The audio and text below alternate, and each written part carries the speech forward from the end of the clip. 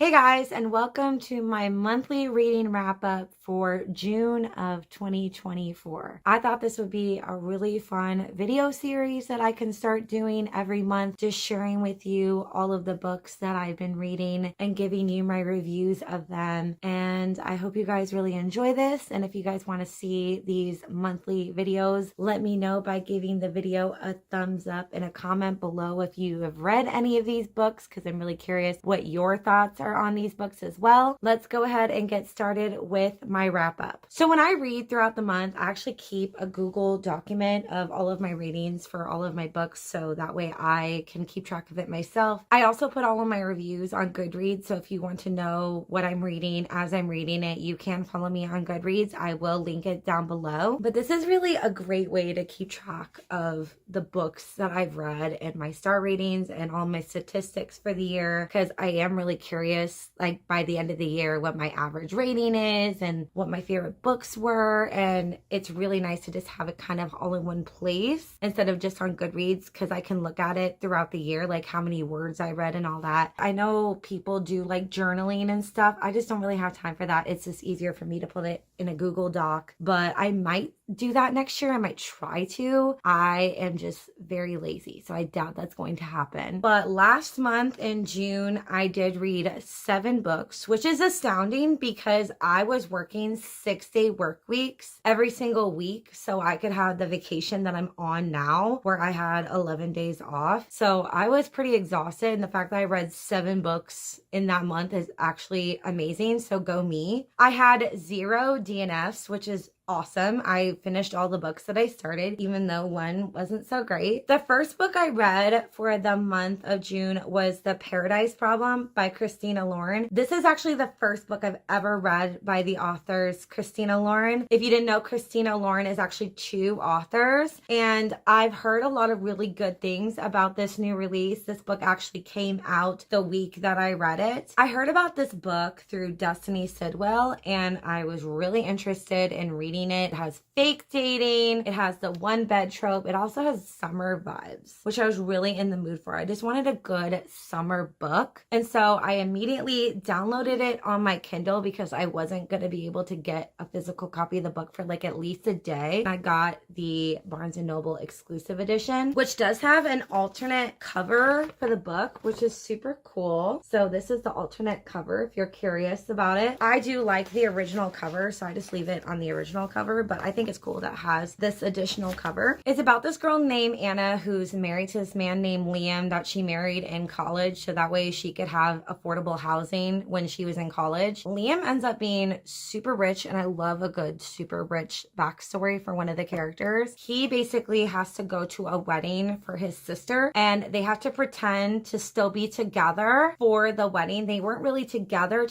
but they were pretending to be married to have this housing. The reason that Anna and Liam have to pretend to still be married is because Liam is going to inherit a bunch of money from his grandfather, and his grandfather was an old soul and believed that marriages should last forever. And so his grandfather put a clause in the inheritance for all of the grandchildren that they have to be married for 10 years before they can inherit all their money. So Liam's coming up on his timeline for him to be able to inherit all of his money because he never actually got divorced from Anna when they left college. So he is having Anna pretend to still be in a happy, loving relationship with him during this wedding so he can inherit his money. So she ends up going along with it, and they end up, just doing some things, and we love that for them. It was really summery. I really enjoyed this book, and I rated this book 5 stars. The next book that I read is part of the Boys of Tommen series. It's called Binding 13. I have all of the books, and I had heard nothing but good things about this series by everyone that has read it. So I was like, okay, let's see what all the hype is about. This book follows Johnny and Shannon. They live in Ireland. Shannon is teased relentlessly at school, which I highly relate to. That happened to me a lot when I was younger. And it has the found family trope because Johnny basically takes her under his wing and protects her with all of his friends. He's a rugby player. He accidentally kicks a ball in into her head and gives her a concussion. It's so sad. I feel so bad for her. She's just trying to live her life in this new school that her mom is paying for by working extra because her dad's a POS and can't get a job and is lazy and an alcoholic and abuses her and the rest of her family. And she just goes through so much in this book. This poor girl, she was fighting for her life in this book. And this book ended on a cliffhanger, which was insane. And I'll get to the next book in a second, but this book was amazing. I loved it. Johnny and Shannon owned my entire heart. This is one of the best books. It obviously was a 5-star read for me. I would absolutely recommend this series. I was sobbing in parts of this book, like couldn't breathe. I'm going to need therapy after reading this. Well, I needed therapy already, but I'm gonna need more therapy just specifically for this book. 5-star book, definitely read this series. So because that book ended on a cliffhanger, I obviously picked up Keeping 13 immediately after finishing Binding 13. Like literally I put this down on my Kindle because I was reading on my Kindle. So that's why it's not tabbed or anything, but I have the physical book because I need a book trophy. Does anyone else do that? Do they have like a book trophy?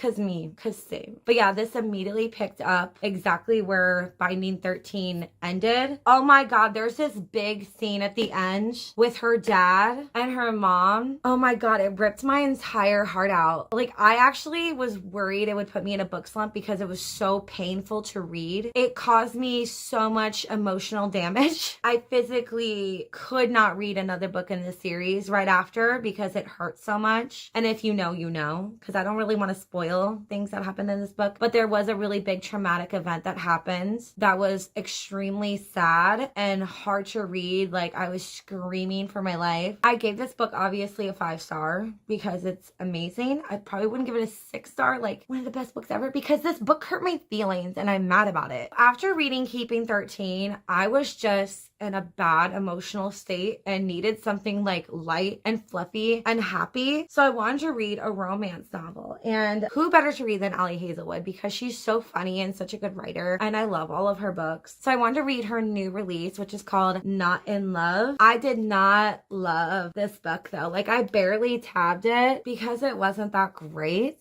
I feel really bad saying that about an Ali Hazelwood book, but I don't know. This book was supposed to be more saucy and spicier than her other books. But Allie girl, the smut that you wrote in this book was so cringy. It was really hard to read. It's about this girl named Rue who ends up working at this company called Klein. She's a biotech engineer. And this guy named Eli and his business partners do like a hostile takeover of the company because of their big twist ending thing, which I don't want to spoil, but they basically take over this company to do something shady because something shady was done to them. And the girl Rue and Eli like each other. They actually went on a hookup date thing before the hostile takeover, and so they kind of still liked each other. And so they're not supposed to date. They do this like secret dating thing at the workplace. This book has a lot of cringy smut in it. It was actually really hard to read because it was so bad. I don't know if Allie just doesn't know how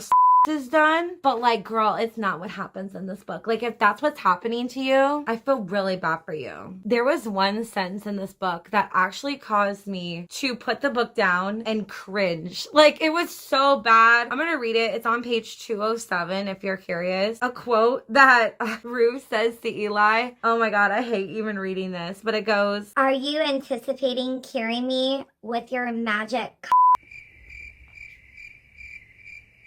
I can't believe I just said that sentence on the internet. But yeah, that is a sentence in this book. And that should tell you enough about why I gave this a low rating. I was actually really nice when I rated this book. I gave it a 3 on Goodreads. Looking back, it's probably a 2, to be honest. I actually think I might even change my rating to a 2. It was just not good. To be honest, I couldn't even remember the names of these characters. I had to look at the back to remember the name of these characters because I literally forgot. So this book is just not good. It's definitely the worst book I've ever read by her, and I never want to read it again. The next book I read was a thriller. I was really in the mood for a thriller, and I wanted to read The Housemaid by Freida McFadden. This book Oh my God, it was so fun. I had a hard time putting it down. I think I read it in like 2 days. Oh my God, the things that happen in this book, I literally think about every single day. So it's about this girl named Millie, and she's really poor. She went to prison for something that she definitely did. Bad, naughty girl, Miss Millie. And she ends up working for this girl named Nina, and Nina's absolutely batshit crazy, and we love her. I know you don't think so in the beginning, but no, I'm telling you, Nina is an icon and a legend and a queen, and we stand. So Millie ends up going to work for Nina as a housemaid. Obviously, hello, the title of the book. And Nina does a lot of crazy things, like actually takes a carton of milk out of the fridge and pours it on the ground because she's looking for the papers for her PTA meeting. That's really a thing that Miss Nina did. And I remember reading that and going, your papers aren't in there, girl.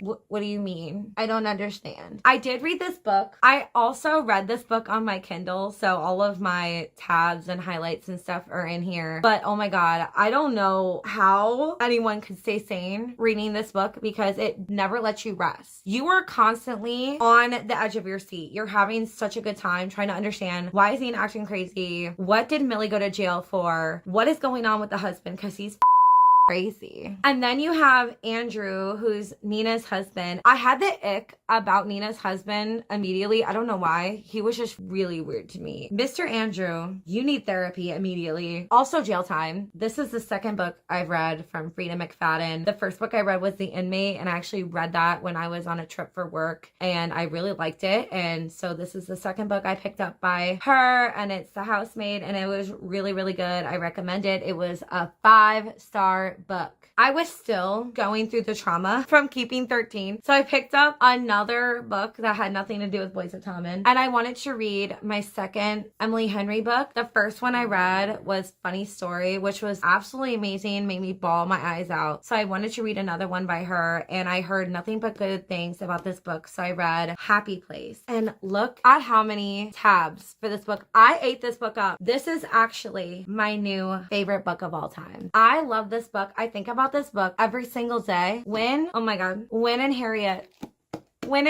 oh my God, my 2 favorite characters from any book. I think about them daily. They're so amazing. I love them so much. This has every single one of my favorite tropes in it. Fake dating, forced proximity. Oh my God, one bed trope. Oh my God, I loved it so much. It's about this couple that was engaged. They were together a really, really long time, and they go on this friend group vacation thing where they always go to the same house with their group of friends. 2 of their friends are actually getting married, and they have to pretend to still be dating because they don't want to ruin their friend's wedding, because their friends keep mentioning like how their love romance, Win and Harriet's, inspired them and made them take the leap to get married. And so they're like, we're gonna pretend to still be engaged. This book is just really well written. It's called Happy Place because the place that they actually go to is their happy place, and she spends time when she is having a rough time thinking about happy moments between Win and herself. Miss Harriet, Win also goes through a loss, like a really devastating loss that I don't want to share and spoil. It causes a lot of trouble for them, and it's just really well written. It was a 6-star read for me. It is the best book I've ever read, and I highly recommend you read it. So coming off the high from Happy Place, I decided I was ready for the next Boys of Tommen book. So I read Saving Six. I read it on my Kindle. I really liked the first 2 books. I love Johnny and Shannon. This book is about Joey Lynch, who's Shannon's brother. He has a lot of addiction issues, and he has also dealt with a lot of the same things that Shannon has gone through. This book was just really hard to enjoy because it takes place before the events that happened in Keeping 13. And I really just wanted to continue with where Keeping 13 went off. But this is all about Joey and his girlfriend, Aoife. And I'm gonna be honest with you, reading this book made me not like them. I was just so traumatized from Keeping 13, and I just want to know what was going on after. So going back in time and reading about all this toxic crap again, seeing the same awful people do the same awful things to them again, was just really hard to get through, and it really made me upset. And they both were so annoying. Like, I keep touching my face because I'm just so like, I want to hide from how bad this book was. I did not rate it high. I rated it a 2.5 just because I really like other people in this book. This book was just not necessary. Like, honestly, if you read the series, I don't think this book is necessary to read at all because I don't care. Like, no offense, Joey, but I don't care how you and Aoife got together. I really don't. I don't care. That was all of the books that I read in June. And if you guys are not already subscribed to my channel, hit that subscribe button. It is free, and that way you won't miss any more reading wrap-ups that I post in the future. Thank you guys so much for watching this video, and I'll see you in the next one.